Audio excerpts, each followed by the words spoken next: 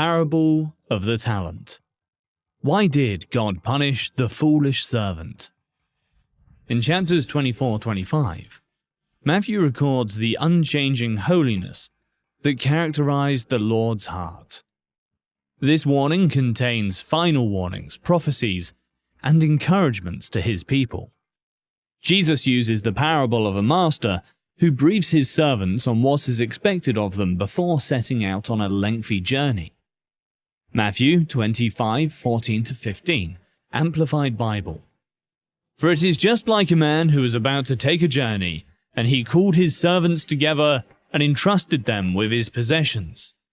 To one he gave 5 talents, to another 2, and to another 1, each according to his own ability. And then he went on his journey.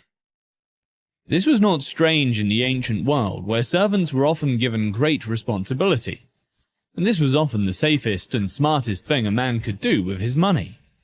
But of course, the Greek talenton is simply a sum of money.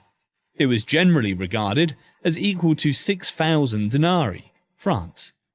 If a talent were worth 6,000 denarii, then it would take a day labourer 20 years to earn so much. Carson. The talent which each man has suits his own state best, and it is only pride and insanity which lead him to desire and envy the graces and talents of another. 5 talents would be too much for some men. 1 talent would be too little. Clark. Matthew 25:16-18. The one who had received the 5 talents went at once and traded with them, and he made a profit and gained 5 more. Likewise, the one who had 2 made a profit and gained 2 more. But the one who had received the 1 went and dug a hole in the ground and hid his master's money. Went and traded implies direct action. The point is that the good servant felt the responsibility for their assignment and went to work without delay. Carson.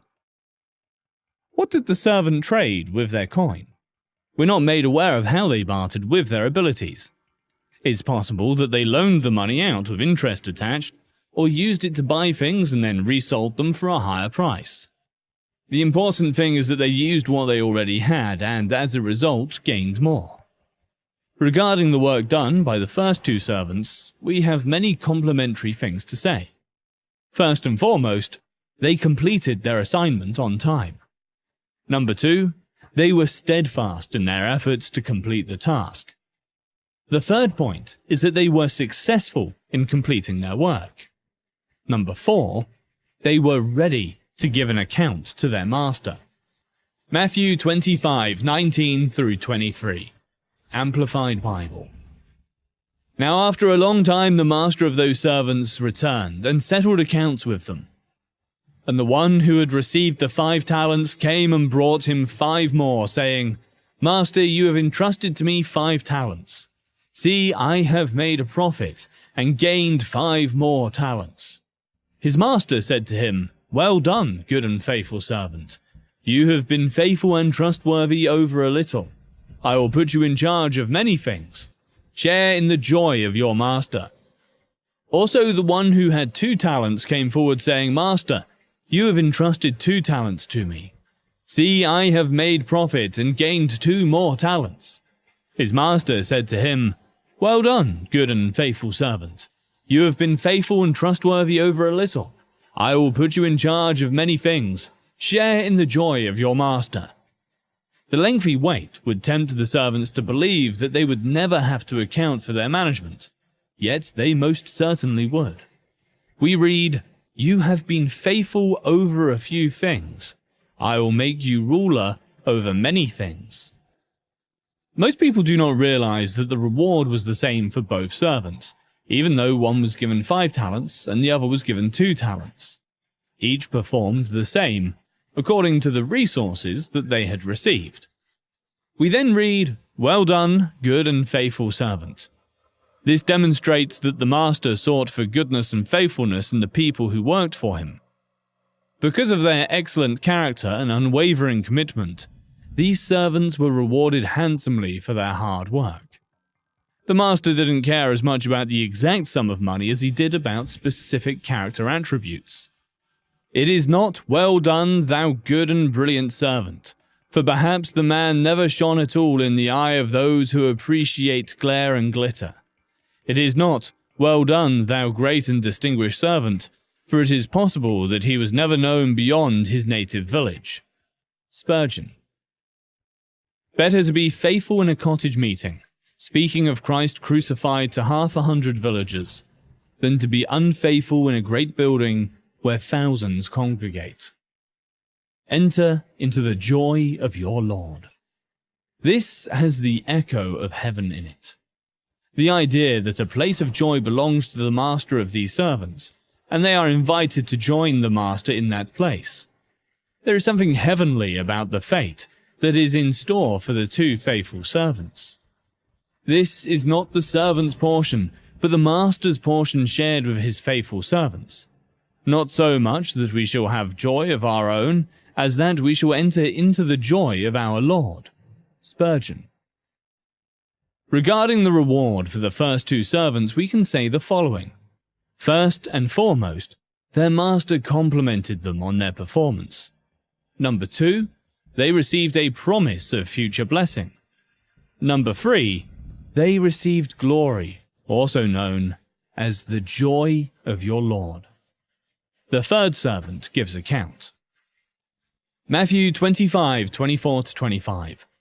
The one who had received 1 talent also came forward, saying, "Master, I knew you to be a harsh and demanding man, reaping the harvest where you did not sow, and gathering where you did not scatter seed.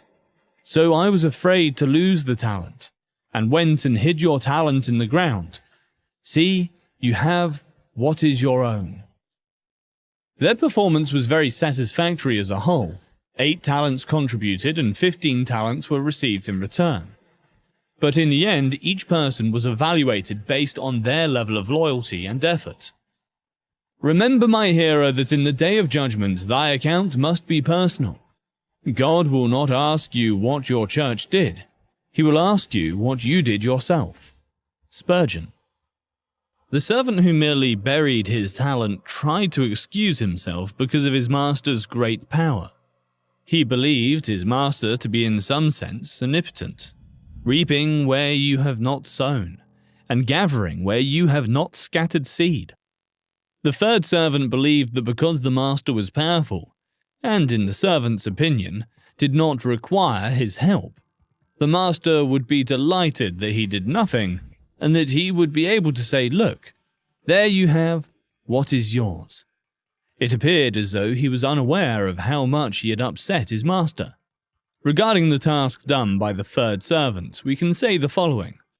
The first problem is that he didn't think. Number 2, he didn't work. The third point is that he didn't even bother to attempt. He made excuses. Matthew 25:26-30, Amplified Bible. But his master answered him, "You wicked, lazy servant, you knew that I reap the harvest where I did not sow and gather where I did not scatter seed. Then you ought to have put my money with the bankers, and at my return I would have received my money back with interest. So take the talent away from him, and give it to the one who has the 10 talents. For to everyone who has, and values his blessings and gifts from God, and has used them wisely, more will be given, and he will be richly supplied so that he will have an abundance. But from the one who does not have, because he has ignored or disregarded his blessings and gifts from God, even what he does have will be taken away. And throw out the worthless servant into the outer darkness. In that place of grief and torment, there will be weeping over sorrow and pain, and grinding of teeth over distress and anger." The judgment of this third servant, here referred to as wicked and lazy servant, was strong. The master's dominion never excused the servant's idleness, and it condemned that laziness all the more. Those who do not work for the Lord do not pray, and do not evangelize because God is sovereign condemn themselves. They demonstrate they are like the wicked servant in the parable through their deeds, or lack thereof. They do not know their master's heart at all. The lord of the unprofitable servant tells him that the fault lay in his own sloth and wickedness, and his dread of his lord's security was but a mere frivolous pretense and unreasonable excuse. Paul. The accusation levelled against this servant who had just buried his talent was that he was wicked and lazy. We rarely consider idleness an actual sin that must be repented before the Lord. If laziness had been a calling or a spiritual gift, this man would have excelled at it. With what he had, this man could have done something. Even if it hadn't doubled, the master's money would have earned some interest. If we cannot trade directly and personally on our Lord's account, if we have not the skill nor the tact to manage a society or an enterprise for him, we may at least contribute to what others are doing and join our capital to theirs, so that by some means our master may have the interest to which he is entitled. While the Old Testament prohibits Israelites from charging interest against one another, interest on money loaned to Gentiles was permissible. We read a phrase that has become famous. For to everyone who has, more will be given, but from him who does not have, even what he has will be taken away. Some have things but hold them in such a way that it's as if they have nothing. These will find what they had taken away. To those who hold what they have received as faithful men and women, more will be given. John Trapp, an English commentator, notes, "See that ye receive not any graces from God in vain, neither envy those that have much. A proportion is expected." F.B. Mayer, an English evangelist, notes this, "We need not wait for the great future to obtain this multiplication or withdrawal of our talents. They are already waxing or waning in our hands." The third servant showed that he was not even somewhat deserving of the title of true servant to his Lord. It is only that he, and those who exhibit the same heart, were expelled from the presence of the Master for all time. There is a strong sense of torment in the destiny of the unfaithful and slothful servant, just as there was a sense of heaven in the destiny of the two honest servants. This parable's fundamental theme is crystal evident when viewed in the broader context of Matthew 25. Our level of preparedness for the return of Jesus is directly proportional to how well we manage the resources that he has entrusted to us. Some people have the misconception that being prepared for the second coming of Jesus is an extraordinarily ethereal and abstract matter. It isn't. It is simply a matter of going about our business for the Lord. In light of this parable, we must consider the following. What have we accomplished with the information that we have? Our time? Our money? Our abilities? Sins of omission, what we don't do, may be more detrimental in the long run than sins of commission, what we do. There are times when Christians talk as if God views expansion, production, and return on investment as a sinful thing.